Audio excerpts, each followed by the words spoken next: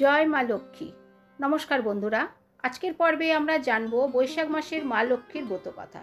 অনেকেই প্রতি বৃহস্পতিবার বাড়িতে মা লক্ষ্মী দেবীর পুজো করে থাকেন।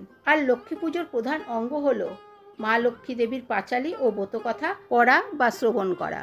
শাস্ত্র অনুসারে 12টি মাসের আলাদা আলাদা ব্রতকথা পাঠ বা শ্রবণের কথা বলা হয়েছে।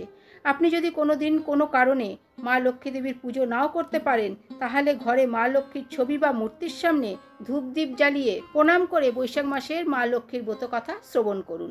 এতে আপনি মা লক্ষ্মীর কৃপা ও আশীর্বাদ লাভ করতে পারবেন। বৈশাখ মাসের ব্রতকথা। রতা কাঠুরের পালা।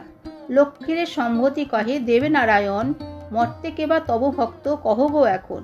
লক্ষ্মী বলে রতা কাঠুরিয়া মগধেতে, সে মোর পরম ভক্ত রাখিও মনেতে।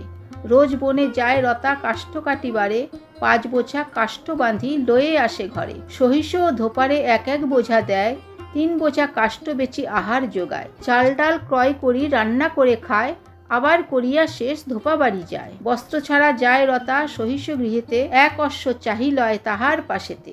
সমুদ্র তীরেতে রতা অশ্বে চড়ি যায়, হেনকালে বাদশা তারে দেখিবারে পায়। রাজপুত্র বলি তারে বাদশা ভাবে মনে, পরিচয় নিতে তার পাঠালো দেওয়ানে।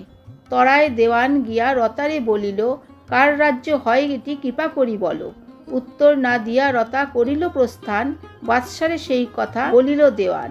চিন্তা করি বাদশাহ দেওয়ানরে কয়, করল তুমি অবশ্যই লোভে পরিচয়। নিত্যকার মতো রতা বনমধ্যে গেল, 5 বোঝা কাষ্ঠ কাটি যতনে বাঁধিল। হঠাৎ দেখিল রতা বহুমূল্য হার, অরণ্যতে আছে পড়ে কিবা চমৎকার। হার লয়ে আসি রতা আহার করিল, ধোপার নিকটে বস্ত্র চাহিয়া পড়িল। বলবান অশ্ব নিল সহিষ্ণু নিকটে, অশ্বপৃষ্ঠে গেল রতা সমুদ্রের তটে। দেওয়ান রতারে হেরি দ্রুত সেথা আসে, কার রাজ্য হয় তাহা রতারে জিজ্ঞাসে। রতা বলে সময় তো নাহিকো আমার, বাদশারে দিও এই বহুমূল্য হার। হার দিয়া দ্রুত রতা প্রস্থান করিল, দেওয়ান বাজরাতে ফিরি বাদশারে দিল। হার পেয়ে আনন্দিত বাদশা হইল, বাজরা ভাষায় শেষে অন্য রাজ্যে গেল। বাজরা হইতে নামি বাদশা রাজা পাশে যান, সেই হার মহারাজে করিল প্রদান। হার দেখি মহারাজ খুশি হয় মনে, সর্বশ্রেষ্ঠ 4 অশ্ব বাদশারে দানে। অশ্ব লয়ে বাদশা পুনঃ মগধেতে এলো, রতার নিবাস কোথা জিজ্ঞাস্য করিল। লোকমুখে শুনি ইহা রতা ভয় পায়, গভীর অরণ্যে রতা ভয়েতে পালায়। স্তবস্তুতি করে মোর বসিয়া কাননে, চঞ্চল হইনু আমি ভক্তের কারণে। মায়া সরোবর এক করিনু সৃজন, অপরূপ শোভা তার না হয় বর্ণন। বিদ্যাধারী তথা আগে স্নান করিবারে, সবাকার বস্ত্ররতা নিল চুরি করে। কুপিত হইয়া বলে বিদ্যাধারীগণ, বস্ত্র নাহি দিলে ভস্য করিব এখন। রতা বলে মোর কথা রাখো যদি সবে, অবশ্যই তোমাদের বস্ত্র ফিরে পাবে। স্বীকার করিল সব বিদ্যাধারীগণ, রতা বলে সবে যাও সমুদ্রে এখন। সোনার কলসে জল ভরিয়ে আনো সবে, জিজ্ঞাসিলে রতা দাসী সকলে বলিবে।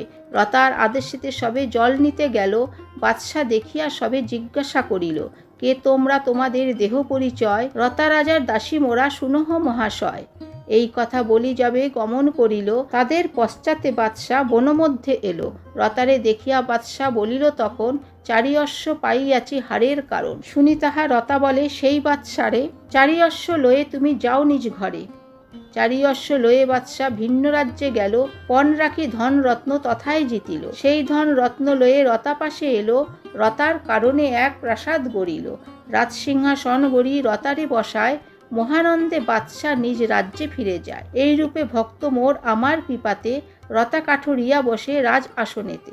ধরাধামে মোর কৃপা যে জন লভিবে, ভিখারি হলেও যেন রাজ্য ধন পাবে। লক্ষ্মী মুখে শুনি তুষ্ট হন জনার্দন, শঙ্কর রচিল লক্ষ্মী করিয়া স্মরণ। বৈশাখ মাসের ব্রতকথা সমাপ্ত।